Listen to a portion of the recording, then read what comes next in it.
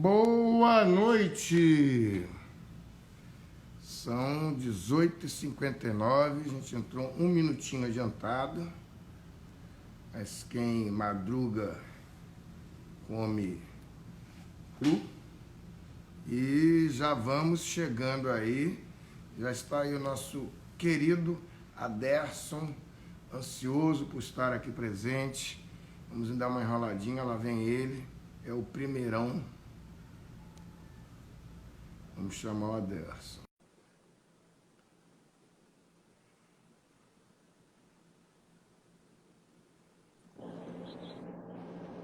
E aí, doutor Aderson?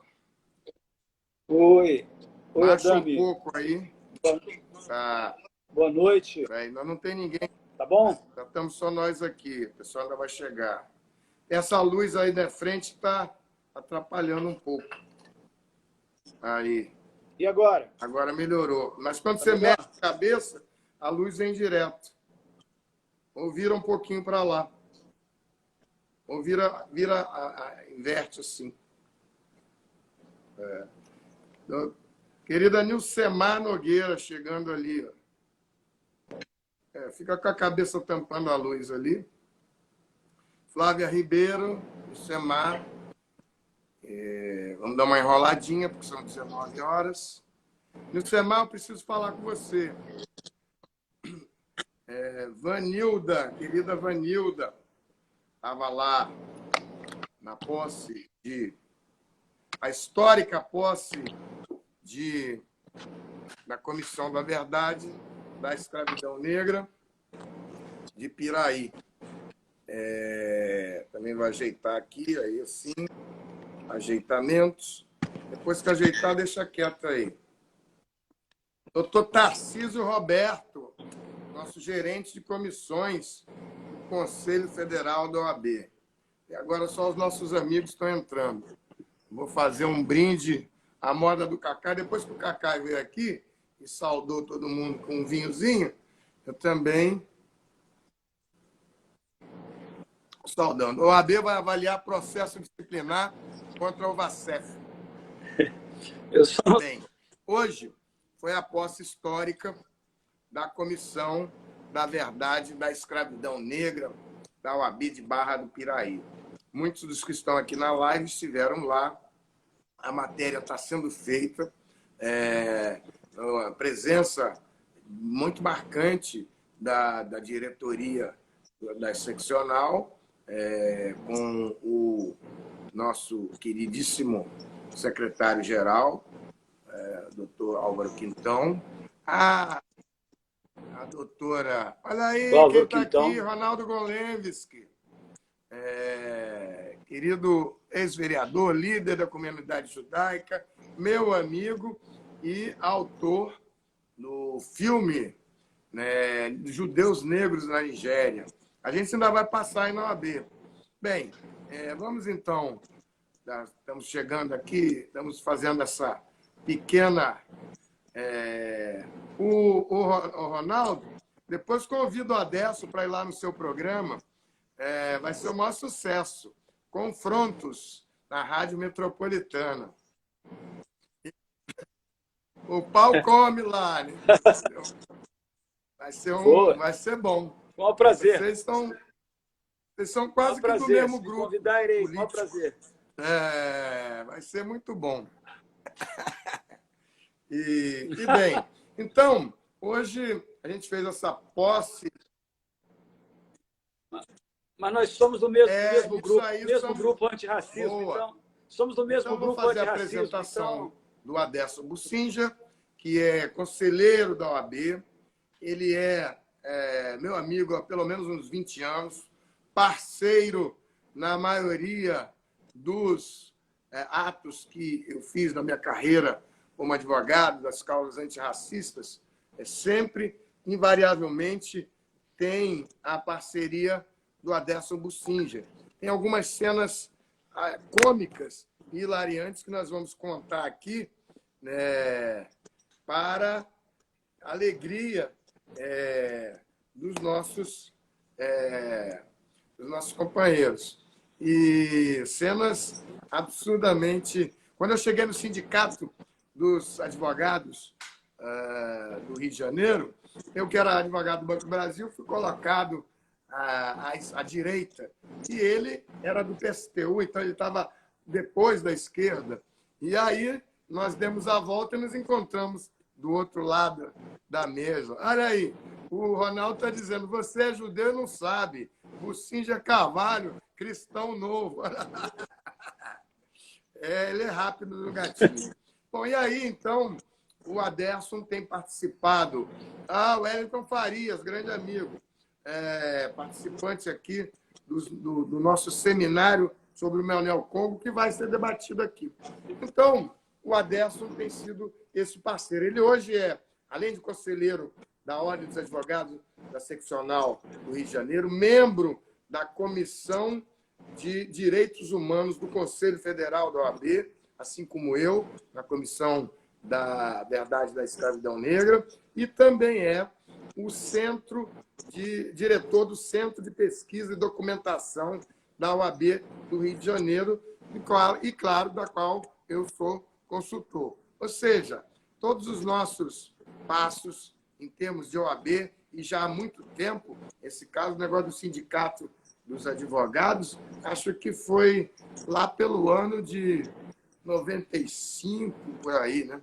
E desde lá nós temos andado aí. 99, né? 99. Não, 99 já foi 99, a candidatura do Vadir. Foi antes disso. A gente já estava... Tá vendo? 98. Não, é porque eu voltei de São Paulo. Eu voltei de São Paulo para o Rio em 98. Pois é. E retornei ao Sindicato dos Advogados. Mas é que em 99 teve a grande Conferência Nacional da Advocacia, onde nós promovemos um evento, e um evento importante. Então, sim, desde lá, o Aderson vem fazendo parcerias importantes, como a representação da Federação Nacional dos Advogados por desigualdade racial no mercado de trabalho, que gerou as ações do Ministério Público do Trabalho contra os 5 maiores bancos privados do país por desigualdade racial, um marco histórico e até hoje não devidamente avaliado pelo conjunto do movimento negro. Isso gerou que na Universidade Zumbi dos Palmares, Aderson, melhora aí porque está longe a sua cara e faça uma limpezinha aí no coisa, porque eu pelo menos estou vendo meio borrado aqui. Enquanto eu acabo de prender coisas, você passa na lente aí, que pode que esteja alguma impureza aí, para ver se melhora. Pode ser também da imagem. Para mim tá. Então, o Aderson, com isso, ele assinou quando poucos queriam assinar. Nós temos fotos históricas que a gente precisa trazer e não trouxe aqui, mas como, por exemplo, nós levamos uma mala de representações ao Ministério Público do Trabalho, e abrimos a mala, era uma representação por estado, então eram 27 representações, cada uma com anexos dessa altura, e colocamos na frente da Procuradora-Geral do Ministério Público do Trabalho, né? Procuradora-chefe, que era a doutora Sandra Lia. Que me esqueci o nome dela. Doutora Sandra Lia. Que imediatamente mandou cada uma para os núcleos regionais da Procuradoria-Geral do Trabalho, abrindo inquéritos. E essa coisa só foi possível com a procuração da Federação Nacional dos Advogados e do Sindicato dos Petroleiros de Alagoas, que o Aderson intermediou, inclusive... Sergipe e Alagoas. E que, inclusive, com o César Brito, até hoje, que também era advogado deles. Tampa a luz de trás aí. Não, só um parênteses, eu e César Brito... Você está na frente da luz, então aparece uma coisa brilhante assim. Ou você fica aí, ó, porque é melhor mudar. Botou só a luz do lado de cá. Não sei se mudou, não. Melhorou. Mas acho que melhorou, porque do lado de lá não dá para ver. Bem, então o Aderson, além do mais, ele também... Tá bom?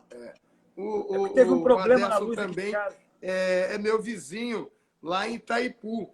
Então, sempre que eu vou para Itaipu, a gente tinha a minha casa colada com o meu condomínio, um condomínio humilde, e o condomínio dele muito chique, né? Que só tem barão lá, e a gente se reunia lá debaixo do cajueiro, onde fizemos muitas articulações que foram importantes para a advocacia antirracista do Estado e do país. Eu estou agora na OAB como conselheiro, e o Aderson também é conselheiro de lá, e eu já venho atuando como membro consultivo do CPDOC, que é o Centro de Pesquisa e Documentação. Então, a provocação que eu fiz ao Aderson foi exatamente o que pode um branco fazer na luta, como é que ele pode entrar na luta antirracista no Brasil. Essa é uma pergunta que ela é do tamanho do número do pé do Aderson, porque ele já está nessa luta há muito tempo e, portanto, ele vai falar tudo que ele acha que deve fazer, como é que ele acha que deve acontecer, independente do que já escreveram por aí. Porque eu acho que contar a história dessa advocacia do Aderson, que é um especializado, diretor de muitos sindicatos, não só de advogados, mas de muitas categorias sindicais. O Aderson é especialista no sindicalismo, ele presta assistência a muitos sindicatos, a vida dele sempre foi isso, e teve sempre muito pronto a entender a importância do direito na questão da luta antirracial. E agora mesmo, quando a gente fez a ação dos quilombolas e dos danos morais, os nossos, um grupo de amigos, colegas mais jovens, que são amigos todos do Eduardo Adame, meu filho, mas essa ação ela é difícil, não sei o quê, e ficaram com algum receio de assinar. E o Aderson disse, mas eles estão começando, nós já estamos aí com 40 anos de advocacia, vamos assinar. Se a gente soubesse o que vai acontecer na hora que você ingressa com a petição, a gente não era advogado, nem levantava de cara. Então, Aderson Bussinger, com muita alegria, muita honra, numa live que está sendo muito esperada, entrando agora o presidente da Associação Fluminense de Advogados Trabalhistas, doutor César Doria, que é do grupinho de Niterói. Meu amigo, minha associação. Aqui. Abraço, César. Vai lá, Aderson, você que fala tudo que você quiser. Então, olha só. Em primeiro lugar, Dami, obrigado aí pelo convite para participar desse encontro com você. Já há bastante tempo nós estávamos pensando em fazê-lo, né? E finalmente nós tivemos a condição de organizar. Você pergunta, né, o que fazer, né, o que um branco pode fazer em relação à luta antirracista, né? Você mesmo já foi citando várias coisas que nós fizemos, né?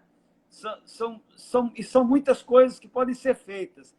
Agora, em primeiro lugar, eu quero dizer o seguinte, todo branco, em relação à luta antirracista, ele tem que, em primeiríssimo lugar, entender que o racismo foi coisa inventada pelos brancos. Isso ele tem que saber disso. E que nós, por mais que vamos ser solidários e fazer parte dessa luta, é uma experiência e um nível de opressão que nós, brancos, não passamos. Então, nós temos que ter, eu sempre falo muito isso, e tenho muito essa consciência, nós temos sempre que partir de uma postura de humildade, de entendimento, que nós apoiamos a luta, estamos juntos na luta, mas esta opressão foi criada o racismo não foi criado pelos negros, portanto, foi pelos brancos. E dois, nós temos sempre que ter esse entendimento de que quem realmente passa por tudo isso e ancestralmente, historicamente, vem ao longo da história sofrendo todo o racismo são os negros. Então, eles têm que entender isso. Nós não temos como suplantar, nem como... Nós temos que partir desse tipo de ponto de vista para apoiar esse movimento.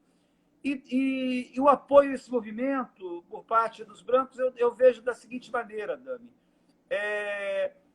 Eu não vejo condição de se alcançar uma sociedade democrática, uma sociedade justa. Não vejo condição de se tratar do assunto da justiça sem tratar intrinsecamente o assunto do racismo. Entendeu? Eu não vejo um país que possa se chamar de democrático com esses níveis de opressão, de exploração salarial, do salário do branco ser superior ao do negro, a nível das universidades, embora que foi corrigido um pouco pelas cotas, mas ainda persiste. De maneira geral,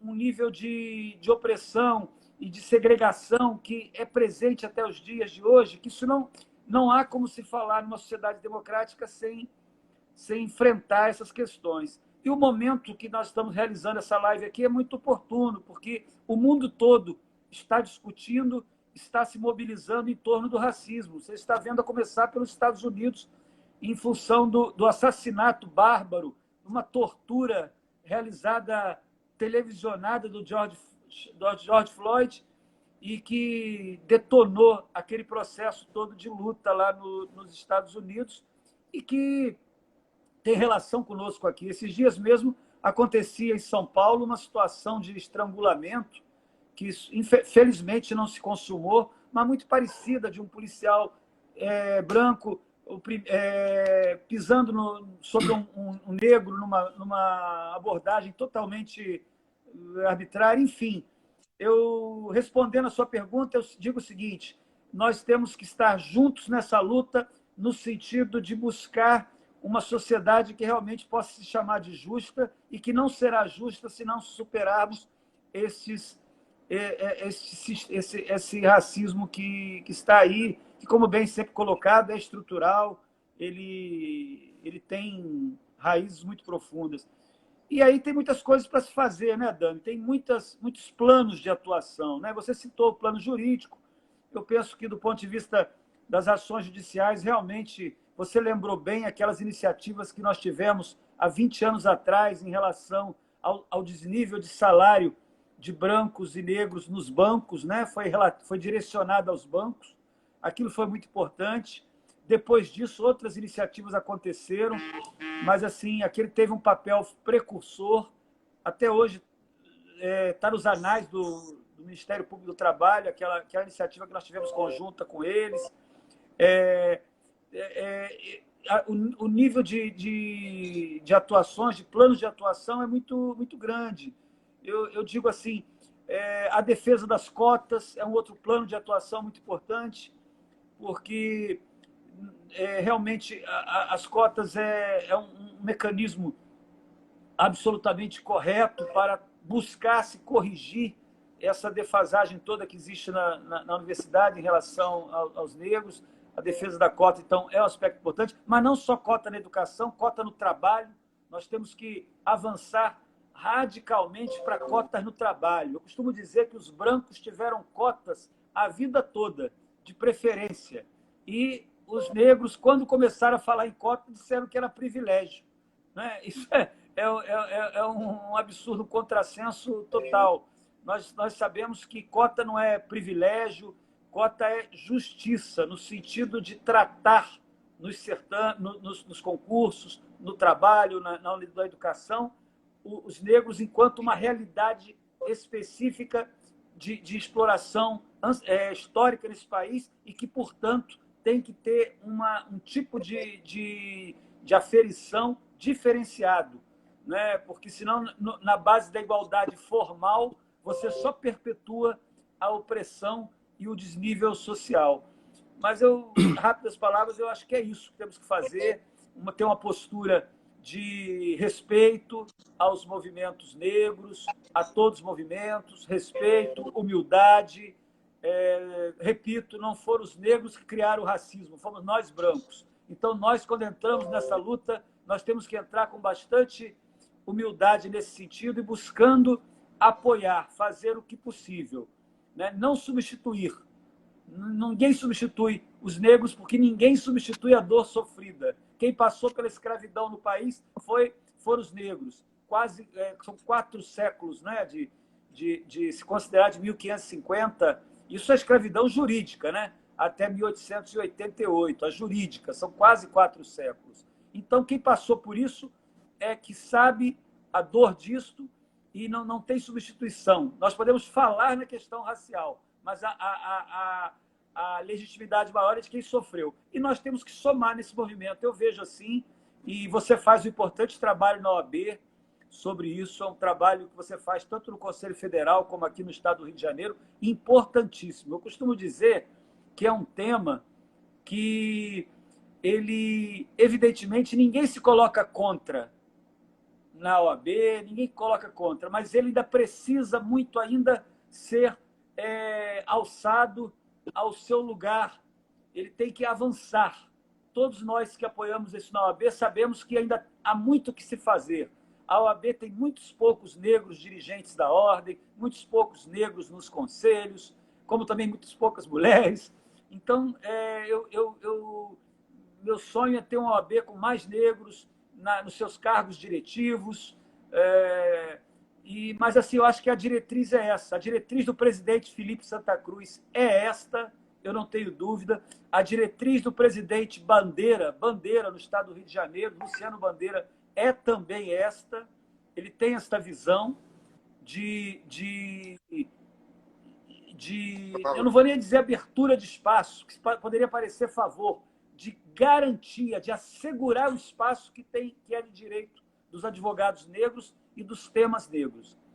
Isso que eu queria, assim, basicamente, dizer, e aí nós vamos, ao longo da nossa conversa aqui, desmembrando isso nos vários temas. Tem o Centro de Documentação e Pesquisa, você lida com a memória da verdade da escravidão negra. Esse é um tema fundamental para se entender o presente, resgatar a verdade da escravidão. Né? Isso é um tema fundamental. Por isso que lá no Centro de Documentação e Pesquisa, você sabe muito bem, é uma vertente nossa de atuação, a questão racial no Centro de Documentação. Fazer alguns registros aqui. Eu acho que eu falei bastante. Primeiro, já, né? entrou aqui o conselheiro federal, nosso amigo mútuo, Antônio Fabrício Gonçalves, que foi seu colega de quase infância aí. Entrou também Lia Vieira, Zé Sim. Eduardo. Só um parênteses, o Fabrício, eu conheço o Fabrício quando ele era estudante em Minas Gerais. Todo mundo fazendo eu já era recém-formado, advogado sindical. Não era treinamento guerreiro, não, mas eram eleições sindicais. Olha só, eu conheço até, não foi nem no período de advogado, eu era estagiário de direito, eu lá sob a direção da doutora Ellen Hazan, uma das maiores advogadas sindicais desse país. Nós atuamos muito lá em Minas, sob a coordenação da Ellen Hazan, minha professora, minha mestre. E eu já era estagiário, já bem avançado, já estava terminando o curso de Direito, e o Fabrício, eu acho que ele nem tinha começado a faculdade de Direito ainda, ele era estudante secundarista. E aí nós temos muitas histórias lá. Agora, o Fabrício, sobretudo, é um aliado da questão antirracial, um grande aliado, quando esteve como presidente e apoiou o tempo todo com o nosso amigo Daniel Dias Moura, lá, que fez excelente trabalho. Mas nós temos uma presença também especial, que é o Rony Duarte, que subscreveu o pedido que foi feito ontem ao Conselho Federal como presidente da ESA, a Escola Nacional de Advocacia, para o estabelecimento de cotas de 30% no regimento interno da OAB, já para as próximas eleições. Isso é uma medida de grande repercussão. Eu tive contato já, hoje já saiu, inclusive, uma nota no Anselmo Góes. A gente vai, inclusive, fazer uma live com ambos Também passando aqui, doutor José Eduardo Vieira, ex-presidente da subseção de Porto Seguro e também a presidência da AFAT aqui. Enfim, que é o César Dória, né? Bem, César Dória também é uma pessoa muito preocupada e ligada à questão racial. É um grande companheiro também de luta nessa questão. César Dória, presidente da FAT, que é a minha associação. Sou advogado trabalhista de formação. Nós vamos ter aí também a cobertura da tribuna do advogado, vai bombar, porque entrou a nossa queridíssima amiga Clara Passe, jornalista da OAB, do setor de comunicação, vai botar nossa foto lá. Aí é muito prestígio para a gente. E a vice-presidente famosíssima, a doutora Flávia Ribeiro, que é vice-presidente da OAB Mulher, do conselheiro Vanderlei Rebelo, o segundo presidente da Comissão de Direito Ambiental, já que eu fui o primeiro presidente lá na época do César Veiter, né, de 91 a 93. Mas vamos falar... Adame, eu queria destacar uma questão, Adame. Você falou da Flávia e da questão das advogadas negras, das mulheres negras. Olha só, se a questão racial, a questão negra já é um motivo de opressão, já é um aspecto, é opressão, a questão da mulher negra é maior ainda, porque aí você atrai dois tipos de opressão, mulher e negra. Então, eu reputo da maior importância esse movimento que existe das mulheres negras, das advogadas negras, Flávia, todos que trabalham em torno disso, a doutora Ivone Caetano também, todos que trabalham em torno da questão das advogadas negras. Nós estamos produzindo uma revista lá no Centro de Documentação e Pesquisa, direcionada às mulheres negras. Você faz Na parte verdade, desse projeto, você apoia isso. A ideia e saiu agora nós prorrogamos, inclusive, da escravidão negra com as mulheres negras da Comissão da Verdade. Conquistou o diretor de pesquisa e documentação, a diretora da Igualdade Racial, a diretora da diretoria da OAB Mulheres, e está reaberto o edital. É uma revista das mulheres negras com o edital aberto até setembro. Escrevam sobre mulheres negras, sobre esse tema. Eu só acho que deveria mudar o edital. Nós lançamos o edital hoje, prorrogando o edital para mulheres negras do país inteiro. A OAB do Rio tem essa possibilidade de ampliar o debate e de ser farol. Acho que deveria ser a gente mudar o... Mas vamos concluir esse trabalho, vamos concluir esse, sendo bem você sucedido, falou de algumas iniciativas que nós tivemos no campo jurídico. Ainda há pouco eu estava conversando com uma pessoa e depois essa iniciativa do Rony Duarte é muito importante, já criou uma celeuma danada, vai ser parte da polêmica do ano que vem, porque na hora que você aumenta o espectro da cota de 55 a Flavinha está dizendo que pode mandar do Brasil inteiro, que era a minha sugestão. Então já foi alterado o edital. E aí, 50% para mulheres e mais os 30% de negros. Você vê o edital no site da OAB do Rio de Janeiro. Enfim, eu penso que isso é uma das coisas que os brancos podem fazer, essa questão, e podem fazer muito mais. Eu estava dizendo agora para essa pessoa, essa questão do combate ao racismo não é uma questão que diga respeito só aos negros. A Comissão da Verdade da Escravidão ela vai buscar o passado da população afrodescendente que foi apagado da história do Brasil. E isso é uma tarefa de todo mundo, né? O Adelson tem, a família dele mora lá em Friburgo, de vez em quando eu ia para lá, ficava às vezes na casa do meu ex-sócio, Felipe Zeraich, e aí, lá em Friburgo, você tem um bairro chamado Quilombo. E ele é conhecido por ser de população, a cidade ser população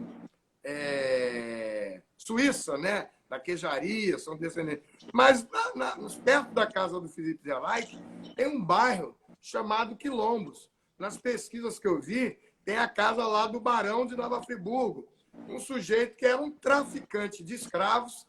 Ele trouxe mais de 10 navios, cada um com 400 escravizados, e tem lá a Fazenda do Gavião. E era a casa, evidentemente, construída. Ele foi uma pessoa importante. E está lá a Fazenda do Barão de Nova Friburgo, que era um traficante de escravos. E aí chegamos à discussão também agora está na treta da internet, para saber se derruba a estátua ou não derruba a estátua dos traficantes. Eu não gosto muito desse negócio de sair derrubando as coisas, não. Acho que você pode retirar, mas não queimar a história, porque eu tive um bate-boca às 2h da manhã com meu filho, o Eduardo Adami, porque ele quer detonar tudo com 23 anos.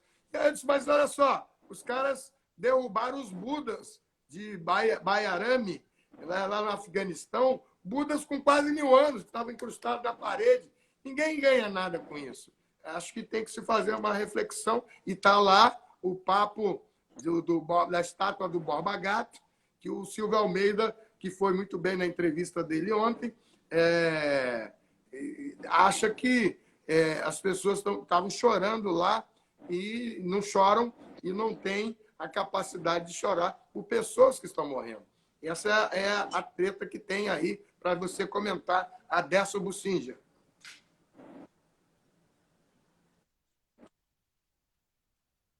Essa questão de Friburgo foi bem lembrada. Na verdade, se criou um mito. Eu sou friburguense, fui criado em Friburgo, minha família é de Friburgo, e se criou um mito da Suíça brasileira. Só que se omitiu que a origem, antes dos suíços lá chegarem, ali era uma fazenda, havia escravidão, era a antiga fazenda do Morro Queimado. E ali era uma população negra, uma população africana, portanto, como bem lembrado aí pelo Adami, em relação ao tráfico de escravos para Friburgo. Então, se criou, na verdade, esse mito. A minha família mesmo ela é originária da Suíça. E eu até costumo dizer o seguinte, que enquanto os suíços europeus tiveram cotas, que foram terras, pequenas eu vou te interromper. Que foram você garantidas continua depois. Para que eles viessem branquear aqui a população brasileira. Enquanto tiveram isso... Interromper para saudar então, a Rita. Deixa eu te falar aqui. Enquanto os suíços aí das estátuas dos suíços, mas a Rita Cortez está aqui. A Rita é outra pessoa. A Rita é outra dirigente, presidente do IAB e também histórica dirigente da OAB, muito preocupada e engajada na luta antirracial, tanto na ordem como no mandato que realiza no IAB. Ela é de uma efetividade e de iniciativas práticas em relação à questão racial. Mas deixa eu só terminar de falar em relação a Friburgo. Então, se construiu esse mito racial lá.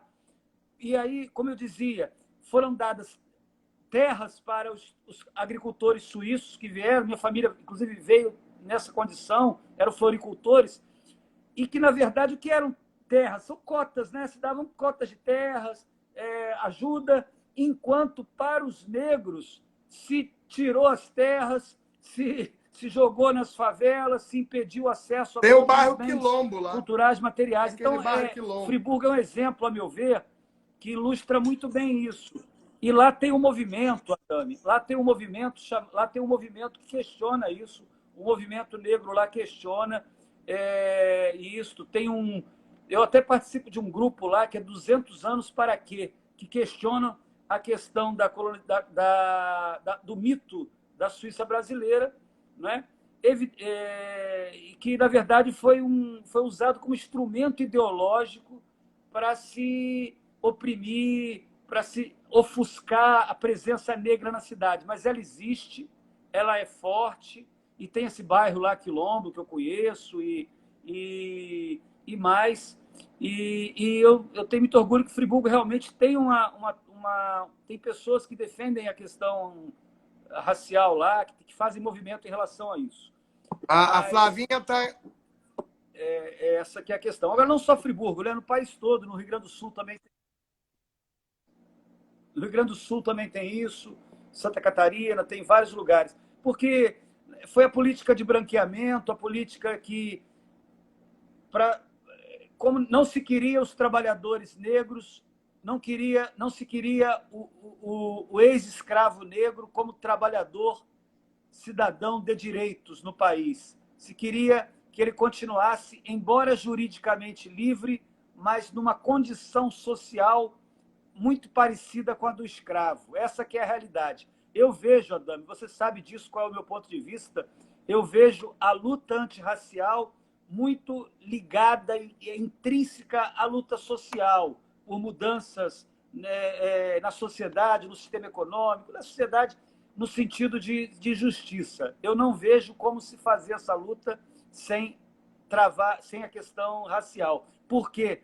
A questão racial ela foi utilizada pelo capitalismo, foi utilizada pelas grandes burguesias, pelas grandes elites brancas para explorar mais o trabalhador negro, entendeu? É um instrumento que se utilizou isso, eles se valeram disso. Essa que é a pura, na minha opinião, é a verdade. O racismo foi utilizado como elemento de exploração na mudança de sistema de escravidão para capitalismo, né? E Friburgo é um bom exemplo disso.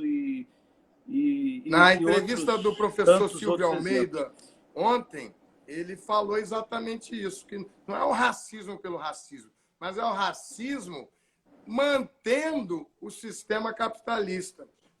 E eu queria só registrar aqui a nossa querida Misa. Não, e só um parêntese, mantendo, olha só, só um parêntese, mantendo para os negros o sistema capitalista numa condição para eles de cidadão de quinta categoria, terceira, quarta. Essas coisas todas aí, a gente aprendeu muito com o Abdias Nascimento, e para prestigiar a nossa live aqui, está aqui a nossa queridíssima amiga Elisa Larkin, professora doutora, parceira de primeira hora, o Evandro Aleluia e o IP Afro também. O IP Afro, quando o Abdias estava vivo, toda vez que eu chegava lá, antes mesmo de ter o Iara, a primeira procuração que chegava era a do IP Afro, assinado pelo Abdias e pela Elisa. E eu me lembro do Abdias dizendo assim: Elisa, nós temos que apoiar quem está fazendo alguma coisa. E, por isso, todas as nossas petições, nessas várias ações, nós fizemos ações por Lei 10.639, ações por questão da cota no emprego público, ações por conta... Fizemos aquelas representações... sobre a lei da história da esse presente aqui, depois você fala sobre o João Cândido, que eu sei que o Evandro Aleluia está aqui também, você fala daqui a pouco. Deixa eu só fazer o registro. Fizemos aqueles processos de representações ao Ministério Público do Trabalho por ausência de pretos e pardos na Petrobras e na Shell, que ninguém queria assinar. E, recentemente, para você desenvolver... a gente vai lembrando, né? E, recentemente, agora, o ano passado, eu te convidei também para assinar a petição de dano moral impor pela Federação Nacional de Associações Quilombolas, né, presidida lá pelo José Ventura e com o aparato do Sindicato dos Bancários de Brasília, a petição para impor dano moral pela demora na demarcação de terras quilombolas, que foi ao Supremo Tribunal Federal. E os nossos mais jovens amigos, colaboradores e filhos disseram assim: mas essa petição é muito difícil, vai perder, não vai dar. Eu disse: mas a gente faz isso mesmo. A gente bate, e de vez em quando acerta. Então, você fala aí, a Margot Ramalhete, que é uma queridíssima amiga, está brilhando. Hoje esteve presente lá na posse em Barra do Piraí, posse histórica, que foi a primeira posse. Eu não ouvi falar ainda de comissão de OAB tomando posse pelo Zoom. Então, hoje nós fizemos a posse de Barra do Piraí. O Aderson vai falar sobre isso agora. Ele esteve presente, discursou, e teve presente o secretário-geral da OAB, Álvaro Quintão, a diretora da Igualdade, Marisa Gal, e a presidente da comissão da subseção de Vassouras, que é a nossa parceira no projeto do Manuel Congo, e está aqui o livro. Eu já vou, quando eu passar, você já fala também sobre o Manuel Congo, e também o presidente da subseção. Coloca a capa de novo, mostra de novo aí, Adame. Mostra de novo. O trabalho do CPDOC, na época presidido pelo Luiz do Boc Pinot, Insurreição Negra e Justiça. Nilo Batista era o presidente da OAB. Nilo Batista. Mas o presidente do CPDOC era o João Luiz do Boc Pinot, que depois veio presidir o IAB. Vai lá, Décio, manda ver.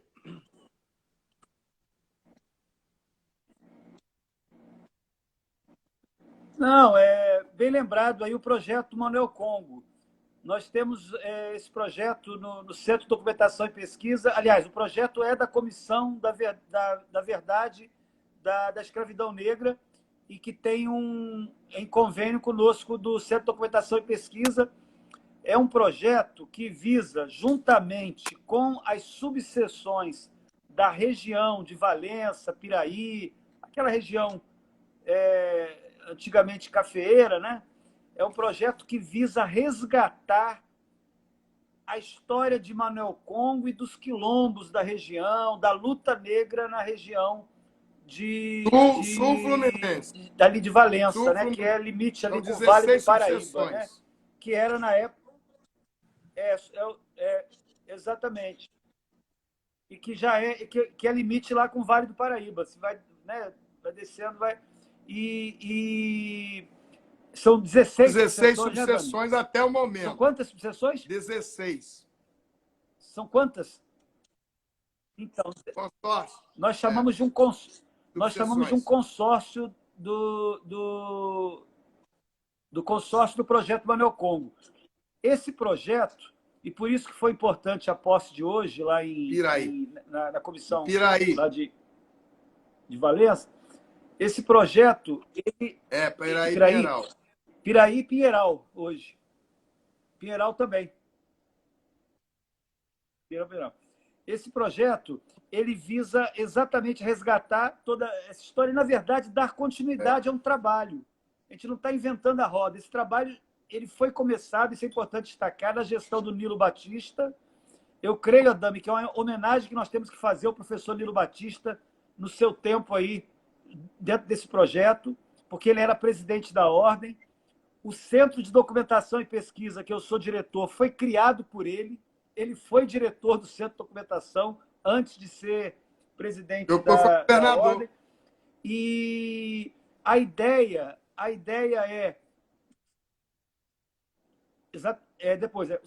é um seminário, faremos um seminário. A ideia é reeditar esse livro que o Adame mostrou aqui. A ideia é reeditar esse livro, fazer um grande encontro de representações de quilombos e subseções da região.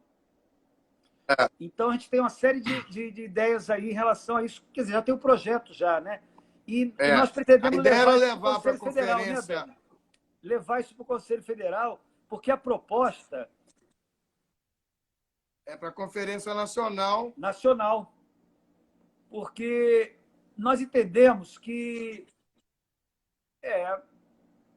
o Manuel Congo, o projeto do Manuel Congo, que, a meu ver, assim como Zumbi, assim como João Cândido, reúnem todas as condições e legitimidade para serem declarados heróis nacionais. São os grandes heróis da raça dos negros brasileiros. Manuel Congo, porque foi a liderança quilombola mais importante do Rio de Janeiro. A história da repressão ao quilombo de Manuel Congo foi uma história impressionante. Ele foi, inclusive, o processo dele foi resgatado na época da gestão de Nilo Batista, né? Os autos desse processo, um processo totalmente viciado pelas leis. À época, sequer se cumpriu a legislação à época vigente, ele sequer teve seu direito de defesa assegurado. Eu lembro um fato que chamou atenção é que o advogado dativo dele era o mesmo advogado de um dos senhores da região, que tomou ciência por ele. Como se pode isso? O advogado que tomou ciência por ele era e não recorreu, detalhe, né? Não recorreu de propósito. Deixou passar o processo. Então, é muito interessante o processo do Manuel Congo, que está nesse livro. Então, o Manuel Congo, o João Cândido é outro também que foi vítima de um processo também totalmente viciado. Em primeiro lugar, que João Cândido foi anistiado, porque a revolta da Chibata ela foi encerrada em função de um acordo no qual eles seriam anistiados, os mais de 20 líderes da revolta. E logo, não passou muito tempo, essa anistia não foi cumprida, foram todos presos, foram enviados para lugares mais distantes, torturados. Olha, dos líderes que ficaram presos com João Cândido na Fortaleza de Santa Cruz e também na Ilha das Cobras, eu não sei qual foi a última, não lembro se foi por último na Santa Cruz ou na Ilha das Cobras, mas dos que ficaram presos com ele, eles jogaram cal na masmorra, na cela onde eles estavam, e só ele escapou com vida. Morreram todos. Somente ele escapou. Então, veja bem, não se respeitou uma anistia federal que foi concedida a ele, nunca foi incorporado à Marinha, nunca. Não teve. Trabalhava no mercado de peixe, tentou trabalhar na Marinha Mercante, não conseguiu. Eu até já discuti isso, inclusive, com alguns colegas advogados da área de anistia, porque, a meu ver, o período que João Cândido, sob a vigência da Lei de Anistia 10.559, após a Constituição de 88, o período no qual o período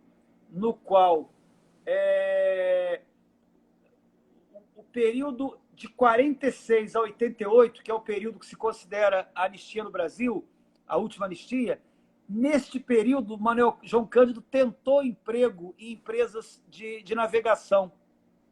E ele foi recusado o emprego nessas empresas. Então, ele estava também, a meu ver, na vigência do artigo 8º do Ato das Disposições Transitórias da Constituição Federal, que dispõe sobre a anistia de 46 a 88. E ele procurou emprego e foi perseguido. Não pôde entrar na Marinha Mercante também. Então, ele só foi depois dada anistia a ele pelo Lula, que foi um ato correto. O Lula tem os meus parabéns por ter concedido a anistia do governo dele ao João Cândido. Todavia, a meu ver, embora foi um ato importante, o governo da época do Lula não deu plenamente, porque ele tinha que ter sido indenizado, ele tinha que ser a sua graduação de marinheiro de segunda classe, que era, né, a graduação tinha que ter sido restituída, e como ele foi impedido de ser promovido,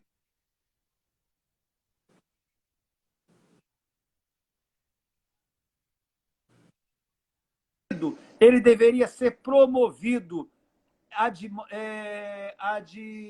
em homenagem a ele, recebeu uma patente superior. Essa é a minha visão sobre... Assim, foi uma anistia incompleta. Eu elogio a atitude, que foi a anistia que foi dada, mas ele foi incompleta. O Lula teve a melhor das intenções e foi importante ele ter feito isso. Só que, a meu ver, foi pela metade. Tinha que ter indenizado e com todas as honras militares, entendeu? A questão do João Cândido. E detalhe, né? Quando teve o golpe de 64, Adame, você sabe quem estava nos sindicatos metalúrgicos, ao lado dos operários metalúrgicos e dos marinheiros que se amotinaram lá? João Cândido. João Cândido estava nos sindicatos metalúrgicos na resistência ao golpe de 64, entendeu? Isso é histórico, tem fotos dele, eu conheço marinheiros, importante até um dia ser convidado até para uma live, eu conheço marinheiros que até hoje contam essa história e estiveram com o João Cândido em 64, lá no Sindicato dos Metalúrgicos. Então, João Cândido é um herói nacional. E o Zumbi, evidentemente, incontestável herói nacional, o Zumbi, né, já do século XVII. Quero ler para você, né, a Margot alertou a gente para esperar 17. o outro acabar de falar, porque tem um delay, senão as falas ficam cruzadas. Então, vou registrar aqui a presença do nosso colega José Carlos de Araújo, que é presidente do importante bloco Data Vênia, lá de Niterói. Desfilamos todos na Unidos da Cubango, com o João, o Luiz Gama, Cubango, a galera da Cubango. E aqui eu trouxe, para lembrar, eu sou da livro do Cubango César também. Brito, Luzes, Luizes e Luísa do Brasil Escravista, que é uma peça teatral do querido César Brito, que me deu a honra de fazer o prefácio, onde ele faz um recorte do Luiz Gama, mas como advogada, e a Luísa Maim, como advogada trabalhista da vida atual. Eu acho que a gente tem que encenar essa peça. Vamos falar com o Del Garcês e vamos botar essa produção, porque ela está parada aí e não aconteceu. Eu estava mostrando isso aqui, porque a Clara Passe, nossa querida jornalista do AB, me mandou aqui, já saiu a matéria da nossa atividade da tarde, que foi a posse da OAB de Piraí, com o título, está lá no site da OAB, Subseção de Piraí instala braço local da Comissão da Verdade da Escravidão Negra no Brasil em cerimônia de posse virtual. Então, obrigado, Clarinha. Eu vou passar isso aqui agora para o Conselho Federal, para ver se eles puxam, e essa matéria tem repercussão nacional. Mas eu considerei uma posse emocionante. Barra do Piraí, a Margot conhece muito, elas têm muitos arquivos lá. Quando nós fomos em Barra Mansa, tinham 26 autos originais de ações de liberdade, e eu penso que a gente pode trabalhar mais nisso. É muita coisa para fazer ao mesmo tempo, mas então acaba não dando tudo. E vamos nos preparar que a briga por esse negócio das cotas vai ser uma briga de ferrenha. Ontem mesmo, dentro do Conselho Federal, já surgiram alguns queixumes por conta das cotas para negro. E vai aumentar. Mas a gente está preparado para isso. Então, eu quero dizer que é possível que a live caia daqui a pouco, mais uns 6 minutos. Eu tinha isso para falar, o do César. Não, a gente pode refazer. Pode refazer. Está acabando já? Pode uma segunda, porque nós temos muita coisa para conversar. Eu acho que o tema principal é o que um branco pode fazer na luta antirracista. E tudo que a gente está falando aqui são coisas que você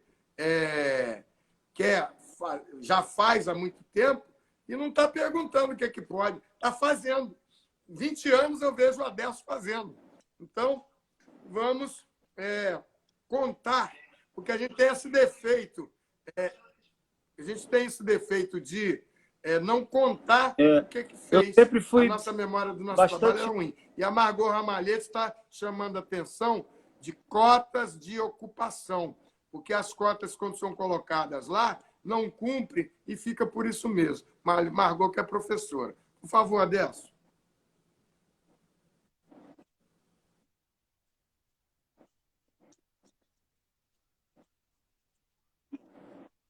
Não, a Margot tem toda a razão. A política de cotas ela tem que ser plena. Ela não tem que se restringir somente à educação. Aliás, onde ela tem que ser, na minha opinião, onde ela tem que ser mais efetiva é no trabalho, porque é o trabalho que gera riqueza, é o trabalho que garante melhores condições de vida e, portanto, é o trabalho que assegura ao negro um avanço social e aí que reflete na educação, que reflete na família, que reflete em tudo. Então, eu não tenho dúvida, eu sempre falo que, eu costumo dizer, os brancos sempre tiveram cotas nesse país, cotas de 80%, 100%, 90%, 70%. Para! E aí, quando os negros falam em cota, é privilégio. Isso é uma hipocrisia. Que entrou hipocrisia. Ivete Sacramento, hipocrisia. reitora Como você disse, da UNEB, na Bahia, é a primeira reitora negra da UNEB, é tia da Flavinha, é importantíssima aqui, minha candidata para ministra da Educação. Continua, por favor, muito importante. Adelso.